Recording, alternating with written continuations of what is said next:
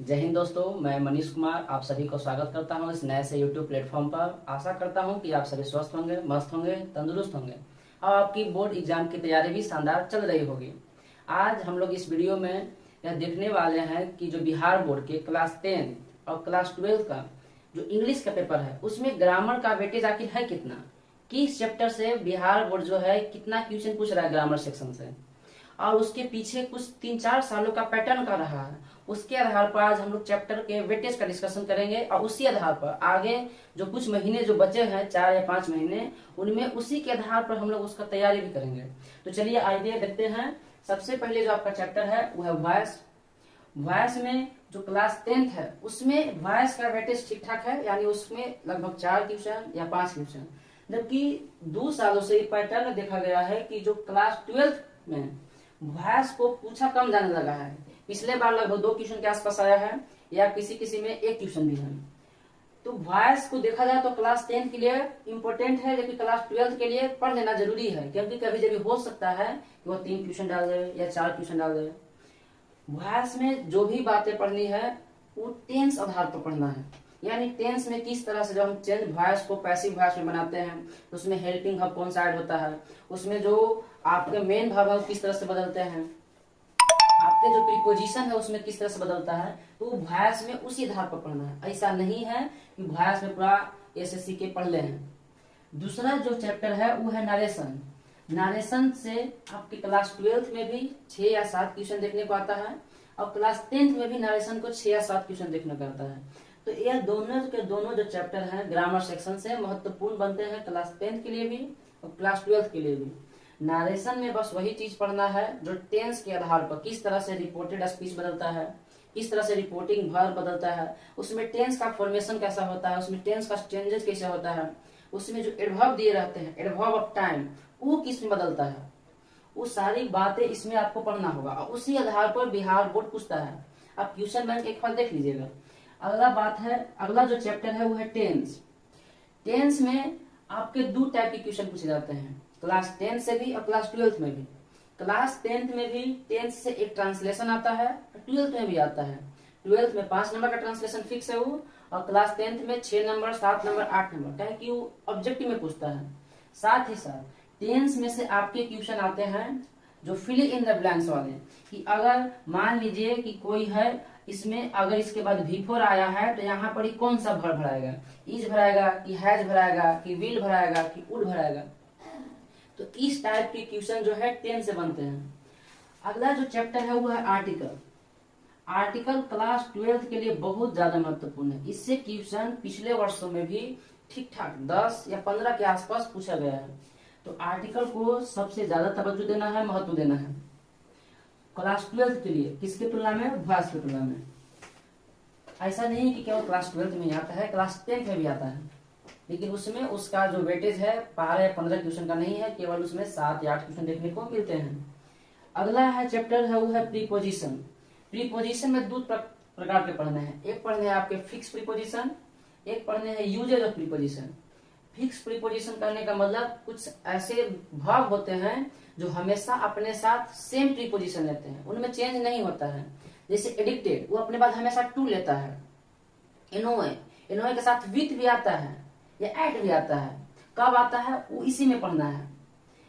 Habitual, habitual के बाद कौन सा प्रीपोजिशन आएगा तो हमेशा टू आता है। एस्टोनाइज, एस्टोनाइज का बाद कौन सा प्रीपोजिशन आएगा तो एट आएगा। तो इस सारे के सारे जो है प्रीपोजिशन वो फिक्स प्रीपोजिशन में कहलाते हैं। लेकिन यूजेज ऑफ प्रीपोजिशन में आपको पढ़ना है कि ऑन का प्रयोग किस टाइम को दर्शाता है, एट का प्रयोग कौन से टाइम को दर्शाता है, या अंडर का प्रयोग कब किया जाता है, एबव का प्रयोग कब किया जाता है, बीनीथ का प्रयोग कब किया जाता है, थ्रू का प्रयोग कब किया जाता है। इस सारे के सारे प्रीपोजिशन यूजेज ऑफ प्रीपोजिशन में पढ़े जाते हैं। इससे क्लास 12 में भी वेटेज ठीक ठाक है और क्लास 10 में भी। यानी आर्टिकल हो गया आपका, एक हो गया प्रीपोजिशन और एक हो गया नरेशन। इन तीनों चैप्टरों से क्लास 10 और 12 भर भर के क्वेश्चन आता है। अगला जो चैप्टर है 6 वो है subject verb agreement. Subject verb agreement को ही दूसरा नाम दिया जाता है सिंटेक्स। इस सिंटेक्स में बेसिकली हम लोग पूरे पार्ट्स ऑफ स्पीच के जो भी महत्वपूर्ण रूल है किसके आधार पर, सब्जेक्ट के आधार पर और वर्ब के आधार पर, कि कौन सब्जेक्ट किस समय कौन वर्ब लेगा या कौन वर्ब किस कंडीशन में सब्जेक्ट लेगा, उस सारे चीज को पढ़ा जाता है सब्जेक्ट वर्ब एग्रीमेंट में। हम लोग इस सब्जेक्ट वर्ब एग्रीमेंट में जब चालू करेंगे, पढ़ना शुरू करेंगे, तो वहां पढ़ेंगे सबसे पहले नाउन। कहा कि नाउन एक सब्जेक्ट के रूप में काम करता है, तो हो सकता है कि कभी कभी नाउन जब सिंगुलर काम करेगा तो वर्ब सिंगुलर लेगा, कभी कभी प्लूरल काम करेगा तो वर्ब प्लूरल लेगा। इसमें कुछ महत्वपूर्ण नाउन भी होते हैं, खास नियम होता है। जैसे कुछ ऐसे नाउन होते हैं जो हमेशा प्लूरल यूज करते हैं, या कुछ वैसा नाउन होता है जो हमेशा सिंगुलर होता है, तो उसके आधार पर कौन सा वर्ब यूज होगा। इस सारी की सारी बात हम लोग सब्जेक्ट वर्ब एग्रीमेंट में पढ़ेंगे। साथ ही साथ प्रोनाउन के भी बारे में पढ़ेंगे कि रिलेटिव प्रोनाउन में जो आपका प्रयोग होता है, हु का प्रयोग कब होता है, हुम का प्रयोग कब होता है, जो डैट का प्रयोग करते हैं उसको कब करते हैं, विच का प्रयोग कब करते हैं। अगला इसी में पढ़ेंगे वर्ब के बारे में कि किस हेल्पिंग वर्ब के बाद कौन सा मेन वर्ब हमेशा आता है। एडजेक्टिव के बारे में पढ़ेंगे, इसमें एडवर्ब के बारे में पढ़ेंगे। फिर इसके बाद छठा चैप्टर के बाद आपका जो अगला चैप्टर है वो है कंजंक्शन।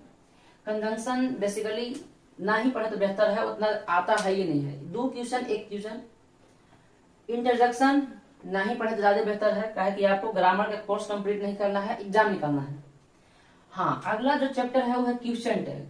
क्वेश्चन टैग और रिमूवल टू से क्वेश्चन आता है, 4-5 क्वेश्चन आता है और बहुत आसान चैप्टर है, ज्यादा इसमें कोई लंबा लिफाफा या तीर कमान मारने की जरूरत ना है, ना ही इसमें एरो साइंस है, कुछ नहीं, सबसे आसान। इधर के तुलना में सबसे आसान दोनों है, सबसे, जो आपको 4 या 5 नंबर दे के जाएगा।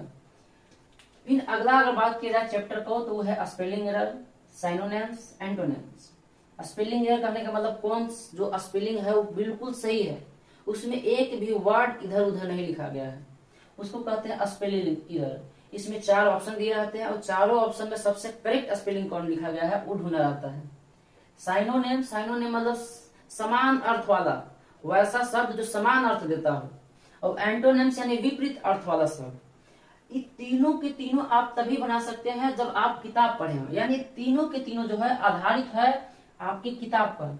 अगर आप एक बार किताब पढ़ते हैं तो आपका स्पेलिंग एरर भी बन जाएगा पढ़ने से, उसमें जो पीछे दिए हुए वर्ड मीनिंग दिए रहते हैं उससे साइनोनिम बन जाएगा, एंटोनिम बन जाएगा। और किताब पढ़ने का फायदा है कि आपका जो ऑब्जेक्टिव आता है किताब से वो भी आपको वहां बन जाएगा। इस ग्रामर सेक्शन में एक और बात किया जाए तो एक पूछा जाता है OWS, यानी वन वर्ड सब्स्टिट्यूशन, जिसको कहते हैं हिंदी में अनेक शब्दों के लिए एक शब्द। जैसे हिंदी में होता था कि 10 सिरों वाला दशानन कहलाता है, परोपकार करने वाला परोपकारी कहलाता है, या जो बहुत खाने वाला उसको भूखड़ कहा जाता है। तो उसी तरह से यहाँ भी इंग्लिश में उसी को कहते हैं OWS। इससे क्वेश्चन आता है लगभग 2 क्वेश्चन के आसपास, कभी कभी 3, कभी कभी ना भी। तो आप इसको छोड़ के ये पढ़े या ना पढ़े, बाकी ये 2 चैप्टर एक किताब जरूर रीडिंग डाल देवे, ताकि आपका जो स्पेलिंग एरर है, साइनोनिम, एंटोनिम, ये आपको किताब से ही ढलाएगा। ऐसा नहीं है कि साइनो एंटो पढ़ने के लिए आपको ब्लैक बुक खरीदने की जरूरत है या नीतू मैम का वोकैब किताब खरीदने की जरूरत है, ऐसा नहीं है। आप एक किताब को रीडिंग डालिए चुपचाप, आपका स्पेलिंग एरर भी बन जाएगा, साइनोनिम भी बन जाएगा, एंटोनिम भी बन जाएगा। इसमें 2 सेक्शन और हैं, एक है लेटर राइटिंग और एक है एसे। ये ऑब्जेक्टिव में नहीं पूछा जाता है, सब्जेक्टिव में आता है। इसमें आपके पत्र लिखने के लिए आते हैं एप्लीकेशन।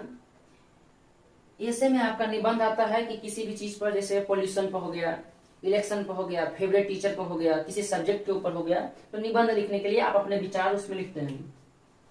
तो इस आधार पर, इसके वेटेज के अनुसार आपको सबसे ज्यादा पढ़ना है नरेशन, वॉइस, आर्टिकल, प्रीपोजिशन। ये 2 तो आपको आसानी से फोकट में नंबर देके जाएंगे अगर आएंगे अभी तो, बाकी सबसे आसान है, 1 या 2 वीडियो में क्लास खत्म। और सब्जेक्ट वर्ब एग्रीमेंट थोड़ा लंबा चैप्टर है, क्या कि इसमें सारे नाउन का भी, प्रोनाउन का भी, वर्ब का भी, एडजेक्टिव का भी, एडवर्ब, इन 5 चैप्टरों के इसमें महत्वपूर्ण रूल होते हैं, इसलिए इसका वीडियो थोड़ा लंबा होगा।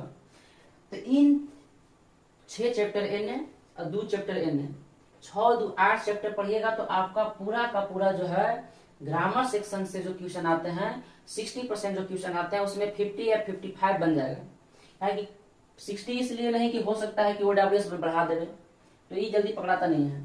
हाँ, एक और कि एक अगर बुक रीडिंग डाल दीजिएगा तो जो स्पेलिंग एरर आता है या साइनो या एंटो आता है वो आपको कंफर्म धरा जाएगा। तो इस तरह से आप ग्रामर सेक्शन में 60 आउट ऑफ 50 इधर से ही जान सकते हैं।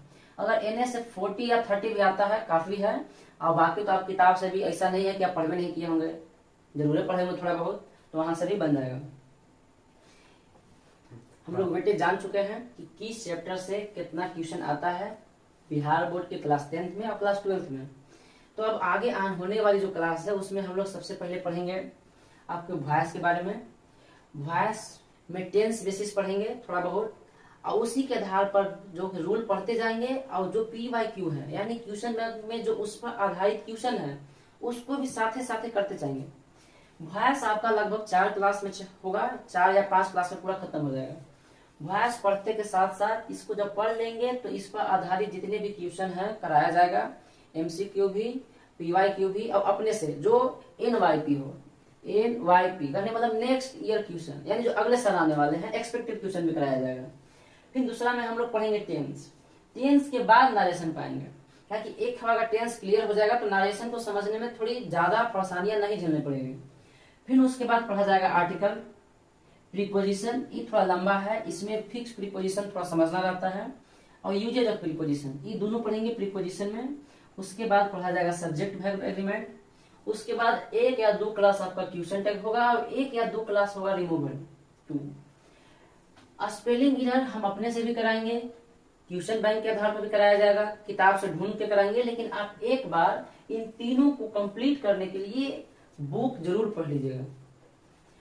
और OWS भी जो आ सकता है, जो पीछे पूछा गया है उसके आधार पर आपका OWS भी कराया जाएगा। अब आपके जो राइटिंग सेक्शन में है, लेटर्स राइटिंग में एप्लीकेशन भी सिखाया जाएगा, letter, formal letter, informal letter, ऐसे कैसे लिखना है, ऐसे का फॉर्मेट का होता है, लेटर का फॉर्मेट का होता है, फॉर्मल लेटर का फॉर्मेट का होता है, इनफॉर्मल लेटर का फॉर्मेट का होता है, एप्लीकेशन का फॉर्मेट का होता है। जब एप्लीकेशन एडिटर के पास लिखा जाता है तब उसका फॉर्मेट का होता है, एप्लीकेशन जब मास्टर के पास लिखा जाता है तब उसका फॉर्मेट का होता है। या किसी चीज के लिए जब हम किसी को सूचित करते हैं, या जिला अधिकारी हो या कोई बड़े मंत्री हो, तो उस समय एप्लीकेशन का किस तरह का फॉर्मेट होता है, उन सारी चीजों को इस लेटर राइटिंग सेक्शन में बताया जाएगा। आज के लिए इतना ही। आप लोग समझ चुके हैं कि किस चैप्टर से कितना वेटेज है। मिलते हैं अगला वीडियो में, तब तक के लिए धन्यवाद, बने रहें। जय हिंद, जय भारत, धन्यवाद।